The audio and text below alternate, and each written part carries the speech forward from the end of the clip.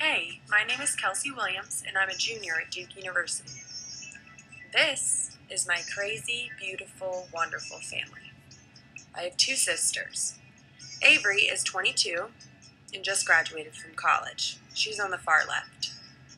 Marin is about to turn 16 and heading into her junior year of high school. She's standing in the middle of the photo. My parents, on the right, both turned 50 this year, if you were wondering. All four of these people have played an enormous role in shaping who I've become. My parents are truly one of a kind. They started dating in high school and got married right after they graduated college. My father went to NC State undergrad and got his MBA from Duke, while my mom went to Carolina and ended up also getting her PharmD there.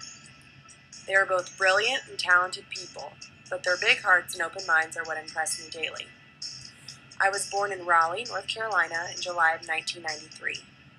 My dad was working for IBM at the time, and my mom forgot so welcome. 5 years later, my parents decided to take a huge risk and move away from the comforts of Raleigh, North Carolina, leaving our family, friends, and secure jobs behind. We headed out west to Northern California, promising our extended family we would return after 2 or 3 years. My mom only took a leave of absence. She didn't even quit her job. That was 15 years ago. My parents talk about what an enormous risk it was for our family to pick up and move to the Bay Area, where my dad would begin working at Apple, a company that had recently failed miserably.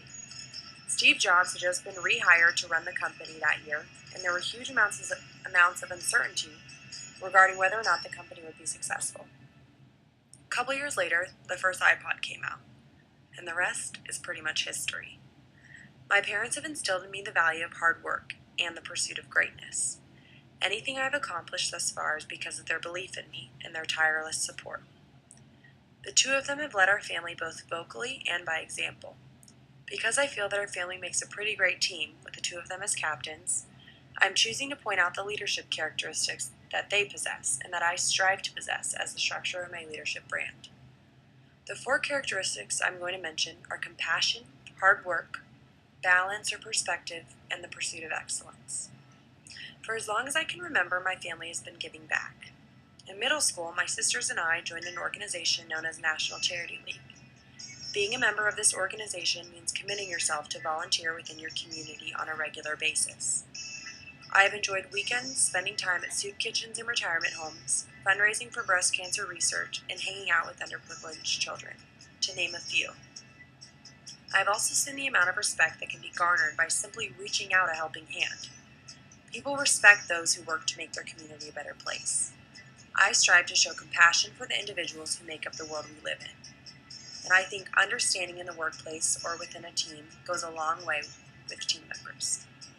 One of my dad's favorite and most used quotes is, "The harder I work, the luckier I get." This is some variation of Thomas Jefferson's famous quote, "I'm a great believer in luck, and I find the harder I work, the more I have of it." While I feel as though I've been very fortunate in many areas of my life, my dad has always reminded me that hard work can win almost any battle. He is truly a workhorse, and he is a perfect example of how hard work can pay off.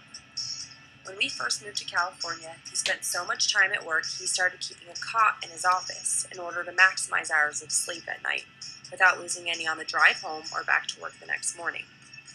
As a leader, putting in the work shows people on your team that you truly understand what it takes to get to wherever you want to be, and that you're willing to work alongside them.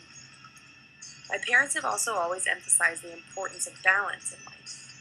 They always encouraged me to try to take every opportunity I could. They also made sure our family was constantly having fun. While they are some of the hardest workers I know, they also know how to have a good time.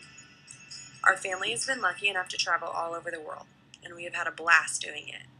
We've been to Australia, New Zealand, Spain, Great Britain, Mexico, Canada, and all over the United States.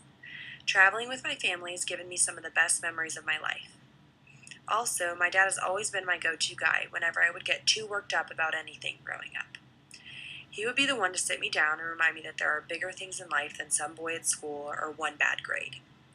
He has always been a voice of reason whenever I've needed it most, encouraging me to keep perspective whenever any one thing felt as though it was swallowing me whole. I value this quality and think it is essential to leadership and to success in general. A leader needs to be able to decipher between big and small issues and to find balance in their own life as well as within the group they are leading. When thinking about the pursuit of excellence, one memory sticks out to me. I remember doing a project on the state of California in 4th grade. I was exhausted one night from gymnastics practice and wanted to finish it quickly so I could go to bed. I was rushing through my artwork and sloppily cutting out my pictures to put on the poster board.